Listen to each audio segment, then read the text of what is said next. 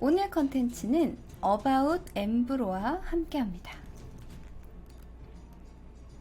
자, 오늘은 여러분들 왕이 입었었던 옷인 곤룡포에 대해서 알아볼까 해요. 사실 이것도 알고 나면 상당히 흥미로운 이야기라서 여러분들한테 이야기를 해주려고 계속 준비를 했었는데 너무 짧아서 얘기를 못하고 있다가 이번에 참 좋은 기회가 되어서 여러분들에게 소개해드릴까 합니다.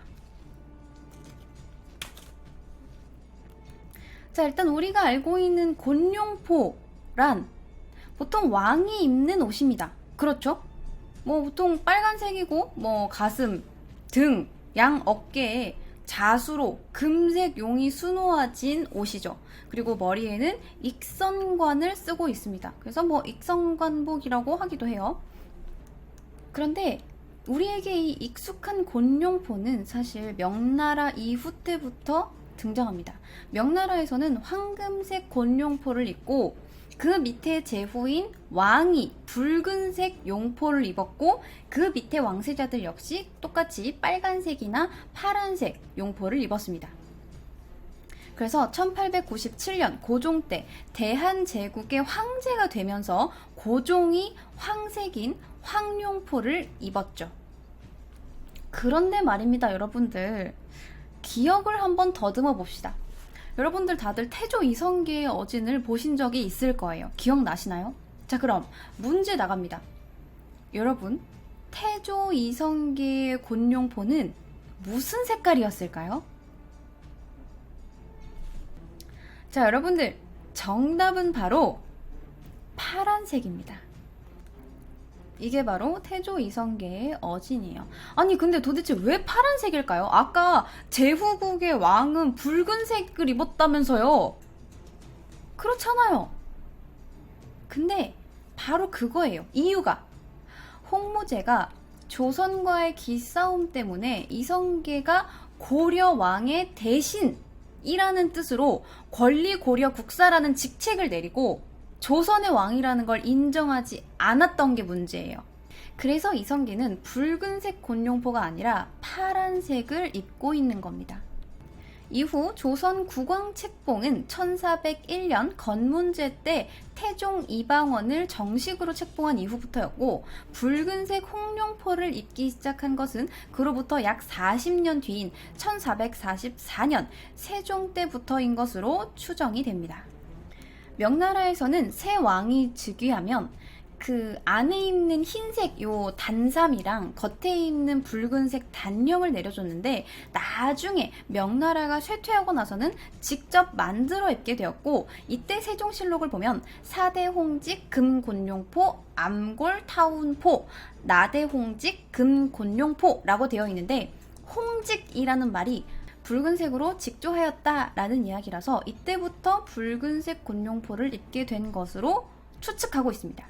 자, 그리고 이 곤룡포를 신하들이 종종 입기도 했어요. 왕의 옷이 아닌가요? 미친 건가요? 아니요. 강제로 입었습니다. 세종 때 세종이 밤늦게 신하들이 일을 하다가 잠들면 찾아가서 조용히 옷을 이렇게 싹 덮어준 거예요. 그 붉은색 곤룡포를. 야, 지금 생각하면 역시 세종대왕님이다. 이렇게 신하들도 갸륵하게 여겨가지고 막 곤룡포도 벗어주고 그러는구나 싶겠지만 여러분들 생각해보세요. 정작 신하들 입장에서는 야근하다가 진짜 시킨 일이 너무 많아가지고 야근하다가 잠깐 눈을 붙였는데 눈을 딱 떠보니까 사장님이 밤새 와가지고 슬그머니 격려한답시고 옷을 벗어주고 간 거야. 오싹해. 게다가 세종한테 한번 딱 찍히잖아요. 퇴사하고 싶어도 퇴사를 못해요.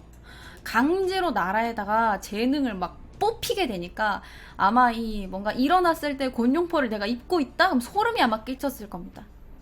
오싹. 아니, 왜 주무시지 않고? 정신적 충격이 컸을 거예요. 자, 그런데 아니, 나는 아무리 생각해도 태조인가 태종 때 붉은색 곤룡포를 입고 있었던 걸 분명히 봤다. 내 기억이 잘못된 게 아니다 하시는 분들이 있을 수 있어요. 맞아요. 맞습니다. 홍룡포에 태조 어진이 있어요.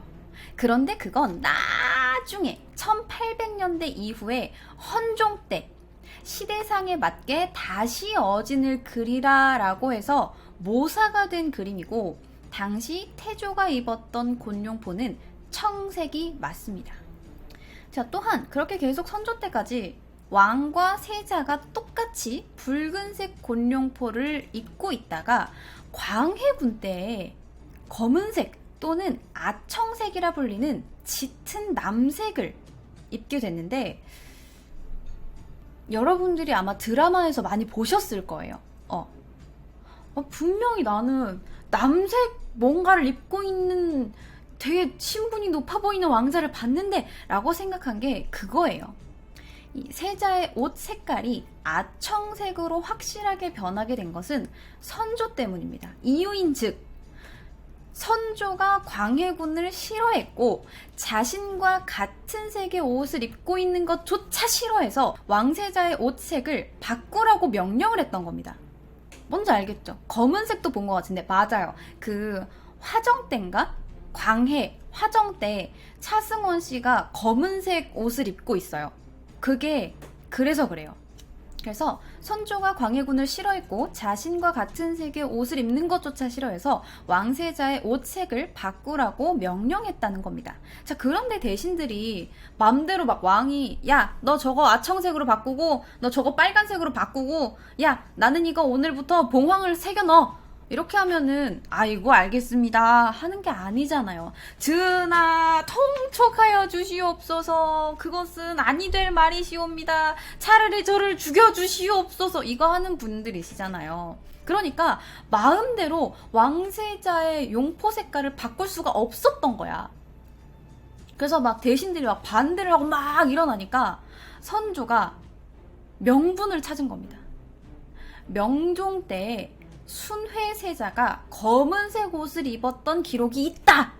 라고 하면서 공식 석상에서 검은색 옷을 입을 수 있다! 라고 딱 박아놓은 거예요. 그래서 광해군 때부터 세자의 곤룡포가 어두운 남색인 아청색이나 검정색으로 바뀌게 된 겁니다. 이게 나중에 아주 확실하게 바뀌었다라고 기록이 되어 있는 건 이 현종실록인데, 이때 사왕이 평천관을 쓰고 검정 곤룡포를 입고 귤을 받들고 여차에서 나오자라는 기록이 전해져 내려옵니다.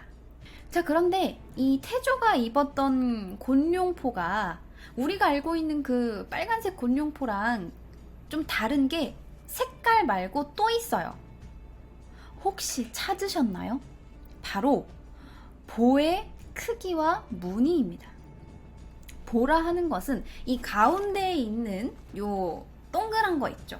여기 보시면 가운데랑 양 어깨에 이렇게 금색 자수가 놓여 있잖아요. 이걸 보라고 해요. 그래서 왕과 왕세자는 둥근 보를 붙였고 왕세손 이하 신하들은 네모난 보를 붙였습니다. 왜 그랬을까요? 바로 왕과 왕비는 둥근 하늘을 뜻하고 그 아래 신하들은 땅을 의미하기 때문에 네모입니다.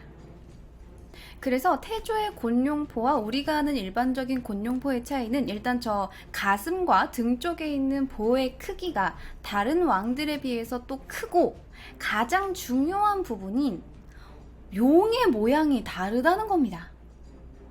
자, 그러면 생각을 해봅시다. 애초에 곤룡포라는 게 용이 들어간 옷을 의미하잖아요. 그래서 곤복, 뭐 곤의 이런 식으로 다양하게 부르는데, 그러면 왜 하필 용이었을까요? 용 당연히 신비의 동물이고 대단하니까. 근데 이런 거는 우리가 이 왕의 옷에 용이 그려져 있기 때문에 생긴 그런 고정관념일 수도 있지 않을까요? 그죠? 그때는 아닐 수도 있었잖아. 다른 환상의 동물도 많은데 그렇지 않습니까? 우리가 계속 용의 눈물, 곤룡포, 막 이런 거 생각하니까 그런 거지. 왜 하필 용이었을까요? 용은 동양적인 측면에서 보면 매우 신성한 동물인데, 용은 모든 실제 동물과 상상 속 동물의 능력과 장점을 취합하여 만든 신비의 동물로 여겨졌습니다. 그래서 중국 문헌에는 머리는 낙타와 비슷하고 뿔은 사슴, 눈은 토끼, 귀는 소, 목덜미는 뱀, 배는 큰 조개, 비늘은 잉어, 발톱은 매, 주먹은 호랑이와 비슷하다라고 되어 있다고 합니다. 그래서 전설에 의하면 용이 구름 속에서 학과 연애를 이렇게 해가지고 봉황을 낳았고, 땅에서는 이 암말과 유전자 결합을 시도하여 기린을 낳았다고 합니다. 그래서 종종 왕자랑 대군의 보에 기린을 넣기도 합니다. 그렇기 때문에 용은 깃털 달린 새, 털 있는 짐승, 비늘이 있는 물고기, 껍데기가 있는 개강류를 망라한 모든 동물의 우두머리였다고 합니다. 그래서 용은 권력의 상징이었으며 불교의 전례와 더불어 호국의 화신으로 자주 등장하는데, 또한 제왕은 하늘의 대행자였기 때문에 용으로 비유를 했다고 합니다. 우리나라에서는 이 상상의 동물인 용이 얼굴이 귀신의 형태를 띠고 있다라고 해서 요괴나 악귀, 사귀, 병귀, 마귀 등을 쫓기 위한 축귀의 용도로 쓰이기도 했어요. 그리고 용 무늬의 경우 왕실의 상징으로 사용했기 때문에 일반인들은 평소에는 절대 쓸 수 없었고, 정말 특별한 경우, 뭐 정말 사람이 죽어서 상여가 나간다든지 아니면 정말 경사스러운 날인 결혼 도구에만 부분적으로 허용이 됐습니다. 이 용은 무늬에 따라서 발가락이 7개면 북두칠성이자 하늘의 천재, 5개면 독립국의 황제, 4개면 제후, 3개면 재상 등을 나타냅니다. 실제 명에서도 용포의 색이 아닌 5조룡이냐 4조룡이냐에 따라서 나뉘었다고 합니다. 이 옷 색깔이 골룡포 색깔이 의미가 없는 게, 만력제 때도 붉은색 용포를 입었었고, 청나라 왕조에서도 옹정제가 청색 용포를 입기도 했다고 합니다. 그러니까 색깔이 원래는 우리나라가 알고 있는 건 중국의 황제가 황금색을 입었고 그 밑에가 빨간색이고 그 밑에가 파란색이고, 그렇기 때문에 우리는 계속 빨간색만 입었다, 뭐 이렇게 알고 있는데 100% 그런 건 아니었다는 거죠. 그래서 왕과 왕비의 보는 5조룡, 발톱이 5개인 5조룡, 그리고 왕세자와 세자빈의 보는 4조룡, 왕세 손의 보는 3조룡으로 했습니다. 또한 용보에 그려진 용의 형상도 이 태조어진, 세조어진 초본 등 임진왜란 이전에는 용이 측면을 바라보는 측면상이었으나, 영조어진, 고종, 영친왕 등등 실물 골룡포 등에서는 용이 정면을 바라보고 있는 정면상으로 변화가 됩니다.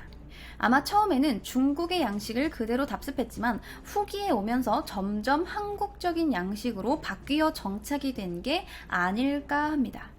네, 제가 지금 입고 있는 게 정면상인 겁니다. 여러분들 보이시죠? 이게 바로 정면이고, 지금 여기 태조 어진이 측면상입니다. 차이가 보이시죠? 자, 이렇게 오늘 왕의 곤룡포와 발톱이 5개인 용 5조룡에 대해서 알아봤는데, 제가 오늘 입고 있는 이 옷이 바로 그 5조룡을 수놓은 옷입니다.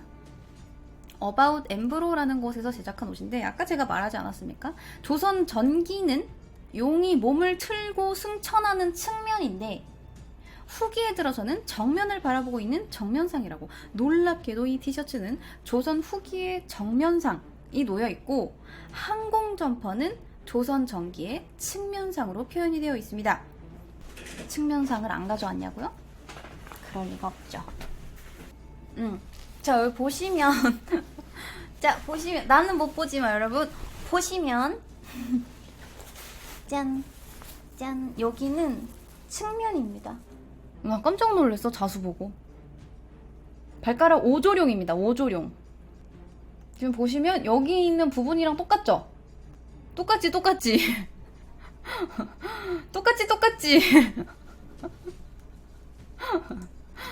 깜짝 놀래. 상당히 고증이 잘 되어 있다는 걸 여러분들도 아시겠죠? 팔 쪽에도 밋밋하지 않게 용 모양 자수가 들어가 있는데, 이게 또 놀랍습니다. 여러분들, 그냥 용 자수 이렇게 아무거나 넣은 게 아니고 왕들이 활속이나 야외 활동할 때 익선관 안 쓰잖아요. 대충 이렇게 머리 묶어놓고 이렇게 머리띠 같은 거 하잖아. 거기에 있는 머리에 있는 띠 모양에서 착안해서 넣은 무늬래요. 근데 이거 짠! 이 안감 자수용은 전통 용 모양으로 배치를 했다고 하더라고요. 여기 세종도 측면상이다. 멋있죠? 왠지 세종이 입으니까 더 멋있는 것 같아. 킹 세종. 사랑합니다. 그래서 제가 진짜 너무 마음에 들어서 협찬이 무산되더라도 제가 이거 한 벌 돈 주고 살 테니까 만들어서 보내주시면 안 되겠냐 이렇게 얘기를 했거든요. 세종대왕을 다룬 뮤지컬인 세종 1446 1446의 주연인 박유덕님도 되게 즐겨서 착용하신다고 하시더라고요. 그래서 디자인하신 분이 이걸 디자인을 하려고 국립중앙박물관이랑 뭐 전주, 경기전 어진박물관, 세종전시관 뭐 이런 데 돌아다니면서 자료를 모아서 디자인을, 그래서 기본 베이스는 실제로 남아있는 이 태조 이성계 어진을 되게 많이 참고했다고 하시더라고요. 우리나라는 어진이 다 불타서 없잖아요. 그래서 이제 초반 어진인 이성계 어진을 많이 참고했다고 하시더라고요. 자, 그럼 오늘 컨텐츠 곤룡포와 오조룡 이야기는 여기까지입니다.